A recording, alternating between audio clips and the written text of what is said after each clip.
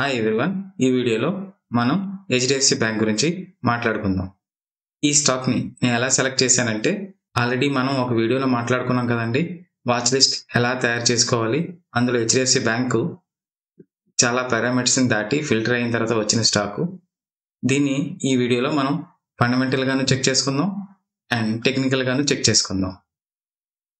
ఏదైనా మనం స్టాక్ని సెలెక్ట్ చేసుకున్నప్పుడు కాయిన్కి రెండు వైపులా మనం ఫండమెంటల్ కూడా చెక్ చేసుకోవాలి, టెక్నికల్ కూడా చెక్ చేసుకోవాలి. ఫండమెంటల్ ఏం చెప్తుందంటే ఏం కొనాలో స్టాక్ మనకి ఇన్పుట్స్ ఇస్తుంది.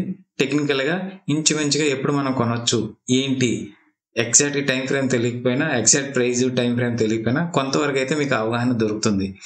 అది ఆల్రెడీ ఓవర్ బాట్లో ఉందా, ఓవర్ సోల్డ్లో ఉందా, ఇలాంటి మరిన్ని విషయాలు మనం టెక్నికల్లో కూడా తెలుసుకోవచ్చు. ఆర్ఎస్ఐ మీద కొన్ని షార్ట్స్ కూడా తయారు చేశానండి, వాటిని కూడా మీరు చూస్తే మీకు ఇంకా అర్థమవుతుంది. ఈ వీడియోని కేవలం ఎడ్యుకేషనల్ మరియు ఇన్ఫర్మేషన్ కొరకు చేయబడినది. నేను సెబీ రిజిస్టర్డ్ సలహాదారుని కాదు.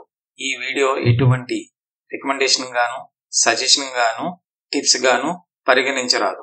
హెచ్డిఎఫ్సి బ్యాంక్ని ఆల్రెడీ screener.in వెబ్సైట్లో ఓపెన్ చేశానండి. కరెంట్ మార్కెట్ ప్రైస్ ఎంత ఉంది, 52 వీక్ హై అండ్ లో, 52 వీక్ దగ్గరగా ఉంది, స్టాక్ పి ఎంత, డెట్. ఆల్రెడీ బ్యాంక్స్ కాబట్టి వాళ్ళ డిపాజిట్స్ ఉంటాయి, సో డెట్ ఎక్కువగా కనిపిస్తుంది. Profit after tax per quarter pressure percent లేదు ప్రమోటర్ది. మనం పిఈ చూసుకున్నట్లయితే 5 yearsగా చూసుకుంటే ఆల్మోస్ట్ 5 years యావరేజ్ పిఈ దగ్గరే ఉంది. 5 years median PE 21.2.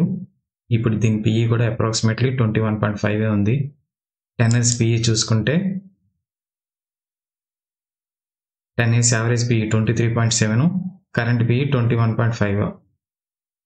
Quarterly results అండి. స్టాండ్ అలోన్ చూద్దాం. స్టాండ్ అలోన్ ఎందుకు చూద్దాం అన్నానంటే ఇది కోర్ హెచ్డిఎఫ్సి బ్యాంక్ యొక్క క్వార్టర్లీ రిజల్ట్స్ అవుతుంది. కన్సాలిడేటెడ్ మనం అప్లై చేసినట్లయితే ఆల్రెడీ హెచ్డిఎఫ్సి బ్యాంక్లో ఉన్న సబ్సిడరీస్ హెచ్డిఎఫ్సి ఏఎంసీ కావచ్చు, హెచ్డిఎఫ్సి లైఫ్ కావచ్చు, హెచ్డిఎఫ్సి సెక్యూరిటీస్, ఇలాంటి కంపెనీస్ యొక్క డీటెయిల్స్ కూడా అందులో అప్డేట్ అవుతాయి. సో ముందు మన స్టాండ్ అలోన్ కోర్ బిజినెస్ గురించి మనం డీటెయిల్స్ మాట్లాడుకుందాం. మనం క్వార్టర్ అండ్ క్వార్టర్ చెక్ చేసుకున్నట్లయితే బిజినెస్ గ్రోత్ ఉంది, నెట్ ప్రాఫిట్ గ్రోత్ ఉంది, ట్యాక్స్లో పెద్దగా ఏం చేంజ్ లేదు. So no. అదర్ ఇన్కమ్ కూడా బ్యాంక్స్కి పెరిగింది బాగానే. ఎర్నింగ్ పర్ షేర్ అది కూడా ఆల్మోస్ట్ ₹1.10 పెరిగింది, అంటే అప్రాక్సిమేట్లీ 10% పెరిగింది. గ్రాస్ ఎన్పిఏ పర్సంటేజ్ తగ్గింది, స్లైట్లీ నెట్ ఎన్పిఏ పెరిగింది. ఈ పారామీటర్స్ అన్ని మనం ఇయర్ ఆన్ ఇయర్ కంపేర్ చేసుకున్నామండి. Profit and loss trailing 12 months చూస్తున్నానండి. 2020 నుంచి అలా మనం కంపేర్ చేసుకున్నట్లయితే బిజినెస్ బాగా గ్రోత్ అయింది, నెట్ ప్రాఫిట్ కూడా బాగా గ్రోత్ అయింది. ఒకప్పుడు ఎర్నింగ్ పర్ షేర్ అప్రాక్సిమేట్లీ ₹24 వచ్చేది, ఇప్పుడు ₹46 వస్తుంది. మనం చూసుకున్నట్లయితే నెట్ ప్రాఫిట్ కూడా పర్ యానం వైజ్ కూడాను హైయెస్ట్ ఎవర్, రెవెన్యూ కూడా highest ever. Yearly revenue March 2020 and 21 ఈ విధంగా ఉంటే ఇప్పుడు రెవెన్యూ ఏమో ఈ విధంగా ఉంది, అండ్ నెట్ ప్రాఫిట్ ఈ విధంగా ఉంటే కరెంట్ నెట్ ప్రాఫిట్ ఇలా ఉంది.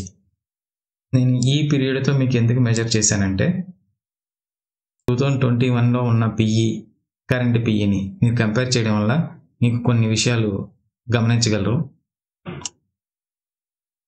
బ్యాలెన్స్ షీట్ రిజర్వ్ చూడండి ఇంక్రీజ్ అవుతూ వచ్చింది, డిపాజిట్స్ కూడా బాగానే పెరుగుతూ ఉన్నాయి. ఈ కంపెనీ కంటిన్యూస్గా నెట్ ఫ్లోస్ జనరేట్ చేస్తూనే ఉంది, క్యాష్ ఫ్లోస్. ప్రమోటర్ ఎవరు లేరు, 0. మొత్తం ఇన్స్టిట్యూషనల్ హోల్డింగ్లోనే ఉంది, ఎఫ్ఐస్ డిఎస్ హోల్డింగ్. ఎఫ్ఐస్ అయితే ఒకప్పుడు మీద పెరిగి ఇప్పుడు మళ్ళీ లైట్గా తగ్గి మళ్ళీ కొంచెం కన్సల్టేషన్లో ఉంది ఎఫ్ఐసి. డిఎస్ కూడాను మధ్యలో తగ్గి మళ్ళీ పెరిగింది. పబ్లిక్ అయితే కంపారిటివ్లీ గ్రాడ్యువల్లీ తగ్గుకుంటూ వచ్చింది. ఈ క్వార్టర్లీ రిజల్ట్స్ కిందని ఇక్కడ ఐకాన్ ఉంటుందని, ఈ ఐకాన్ క్లిక్ చేసినట్లయితే మనకి ఎక్స్చేంజ్లో ఏదైతే ఫైల్ రిపోర్టింగ్ జరుగుతుందో ఆ పీడిఎఫ్ ఫైల్ మనం ఇలాగా చూసుకోవచ్చు. ఇదిగోండి bsindia.com అని. మనం డైరెక్ట్గా 19 పేజ్కి వెళ్దాం. 19 పేజ్ ఎందుకు వచ్చానంటే డైరెక్ట్గా మనకి హెడ్లైన్స్ కింద దొరుకుతుంది. బిజినెస్ గ్రోత్ ఉంది 10.3%, 459 బిలియన్. ఎక్కడి నుంచి పెరిగింది? 416 బిలియన్ నుంచి 459 బిలియన్స్, 10.3% గ్రోత్ కనిపించింది. నెట్ ఇంట్రెస్ట్ ఇన్కమ్ 4.8% గ్రోత్ ఉంది. 301 నుంచి 315కి అప్రాక్సిమేట్లీ. నెట్ ఇంట్రెస్ట్ మార్జిన్ 3.2% అండి కరెంట్. ప్రీవియస్ క్వార్టర్ మనం కంపేర్ చేసుకున్నట్లయితే 3.35% ఉంది, స్లైట్లీ తగ్గింది. ఇంకా మీరు పూర్తిగా డీటెయిల్స్ కూడా చెక్ చేసుకోవచ్చు. నేను ఓన్లీ మెయిన్ పాయింట్స్ హైలైట్ చేస్తున్నాను. Deposits in HDFC bank September quarter అండి 2025 27,105 బిలియన్ ఉంది. ఇది ప్రీవియస్ ఇయర్తో సేమ్ క్వార్టర్ కంపేర్ చేసుకున్నట్లయితే 15.1%. అదే క్వార్టర్ చూసుకుంటే 2% గ్రోత్. ఈ కంపెనీ యొక్క కాసా డిపాజిట్స్ కూడా 7.4% పెరిగింది. కరెంట్ అయితే టోటల్ వాళ్ళ కాసా పర్సంటేజ్ ఆల్మోస్ట్ 34%. ఈ పర్సంటేజ్ ఎంత ఎక్కువ ఉన్నట్లయితే కాసా పర్సంటేజ్, వాళ్ళకి బ్యాంక్ నెట్ ప్రాఫిట్ మార్జిన్ పెరుగుతుంది. సో వాళ్ళు అందుకే కాసాని ఇంప్రూవ్ చేసుకోవడానికి ప్రయత్నిస్తుంటారు. గ్రాస్ అడ్వాన్సెస్ అంటే లోన్స్ డిస్ట్రిబ్యూషన్ అండి. గ్రోత్ ఏమో 9.9% పెరిగింది. ప్రీవియస్ ఇయర్ గ్రోత్ ఎలా ఉంది? ఇయర్ ఆన్ ఇయర్లో 8.9%, ఇప్పుడేమో 9.9% గ్రోత్ ఉంది. క్యాపిటల్ ఎడిక్వసీ ఈ రేషియో ఆల్రెడీ ఇప్పుడు ఈ కరెంట్ క్వార్టర్లో 20% ఉందండి. ప్రీవియస్ ఇయర్ ఇది 19.8% అండి. యాజ్ పర్ రెగ్యులేటరీ రిక్వైర్మెంట్ 11.9 అండి, దానికన్నా ఎక్కువగానే ఉంది. మనం ఫండమెంటల్ చెక్ చేసుకున్నామండి. ఓన్లీ ఇక్కడ స్లైట్లీ నెట్ ఎన్పిఏ పెరిగింది, చిన్నది 0.41% నుంచి 0.42%. అండ్ ఇక్కడ మనం చూసుకున్నట్లయితే net profit margin slightly down అయిందండి. ఈ వీడియోలో మనం ఫండమెంటల్ అనాలిసిస్ ప్రాక్టీస్ చేసాం. దీని తర్వాత పార్ట్లో టెక్నికల్ అనాలిసిస్ గురించి ప్రాక్టీస్ చేద్దాం. నేను సెబీ రిజిస్టర్డ్ అడ్వైజర్ కాదు. ఈ వీడియో కేవలం ఎడ్యుకేషన్ పర్పస్ కోసమే చేయబడింది. ఈ వీడియో కంటెంట్ ద్వారా ఇటువంటి రికమెండేషన్ కింద గాను, టిప్స్ కింద గాను, సజెషన్ కింద గాను పరిగణించరాదు.